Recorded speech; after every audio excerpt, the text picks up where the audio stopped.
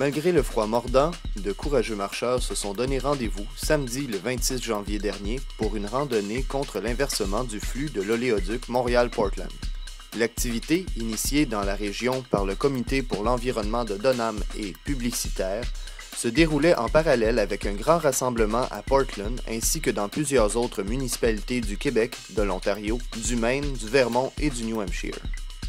Le projet de la pétrolière Enbridge d'inverser le flux de l'oléoduc Montréal-Portland pour transporter le pétrole lourd des sables bitumineux de l'Alberta vers la côte Est pour l'exportation cause bien des inquiétudes aux gens habitant le long de ce pipeline. Dans sa demande officielle à l'Office de l'énergie du Canada, Enbridge indique non seulement sa volonté d'inverser le flux de l'oléoduc, mais aussi d'augmenter le débit de 25% jusqu'à 300 000 barils par jour. De plus, le pétrole lourd des sables bitumineux est plus visqueux et doit être mélangé à des produits chimiques ainsi qu'être chauffé pour bien s'écouler dans ses conduits.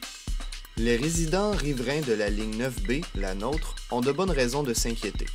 Ils ont en mémoire la catastrophe environnementale du Michigan en 2010, lorsqu'une fuite dans une ligne de cette même compagnie a laissé écouler plus de 3,8 millions de litres de pétrole dans la rivière Kalamazoo.